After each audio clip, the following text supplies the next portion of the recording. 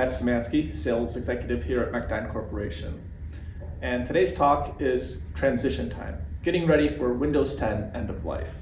I have Evan Hicks with me today. He is our Supervisor of IT Support Services.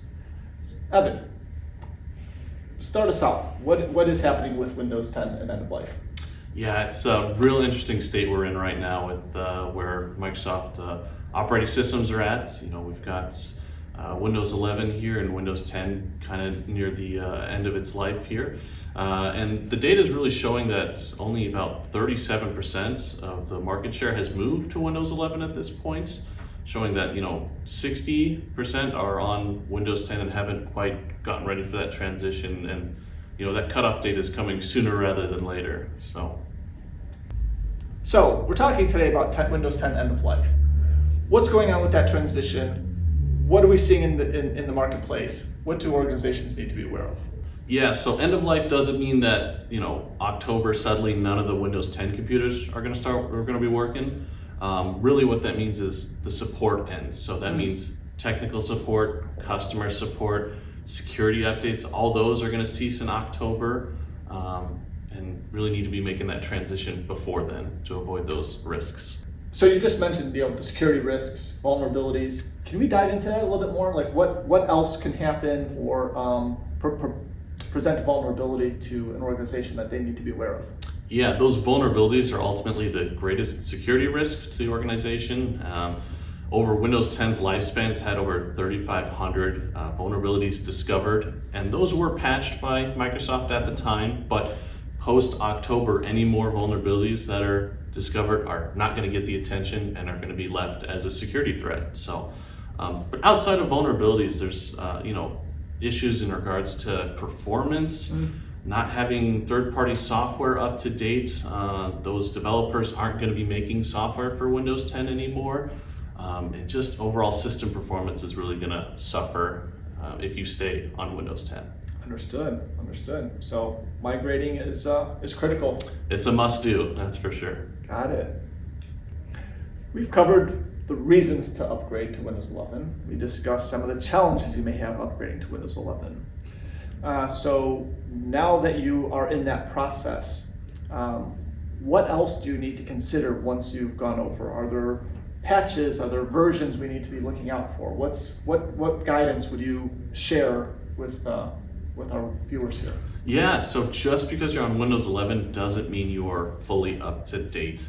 So originally Windows 11 had a little bit of a quieter launch in the pandemic. Some of us may be distracted with some other things going on at the time, didn't get quite the publicity maybe it should have gotten, but that was back in 2021. And since then, there's been 4 different builds of Windows 11 that have come out. So Microsoft doesn't always get it right the first time, but they're always looking to make those improvements and release the next latest version. So how would a user check to see if they actually are on the latest version of Windows 11, since there seems to be 4 of them at least? Yes, so it's a really simple command. So anyone can do this. I would challenge anyone to check.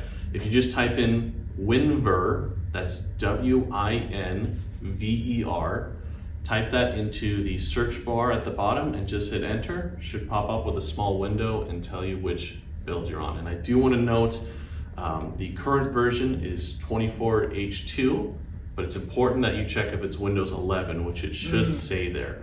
The current build of Windows 10 is also 24H2, but ultimately that is going to get aged out in October for Windows 10 end of life. Got it. Thank you. With any upgrades, obviously a big question is always compatibility. I am assuming there are laptops and desktops and workstations out there that won't be able to be migrated to Windows 11, and users will need to get new devices. But for those that can be upgraded, what are some of the pathways and methods that these systems can be upgraded to Windows 11?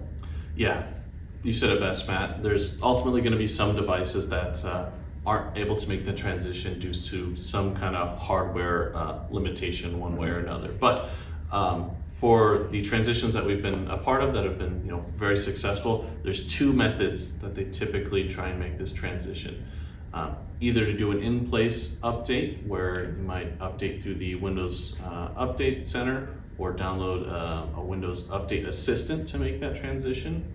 We've also seen organizations ship out new equipment with the latest Windows 11 build installed. So the end user would receive the new device with the new operating system and kind of go from there. When we've seen success with both of these instances as well. So good to know. Quick question on the in-place, is that done through like an autopilot, an Intune? You mentioned the Windows Assist tool. Yeah, it can be done through a couple different methods through that. There's endpoint management like Intune that can download, push those updates. Could be done through just the Windows Update in the settings, or downloading a Windows Update Assistant from the website. Any of those are completely safe ways to do the upgrade. Great, thanks. Well, Evan, really appreciate your time here today. I thought this was excellent bit of information. Hopefully our users will find it helpful in their path to migrate from 10 to 11. So thanks again, appreciate your time. Thank you very much, Matt. Thank you for attending a Mechdyne Quick Bite Masterclass. Be sure to like and subscribe for future content that will take your IT service desk to the next level.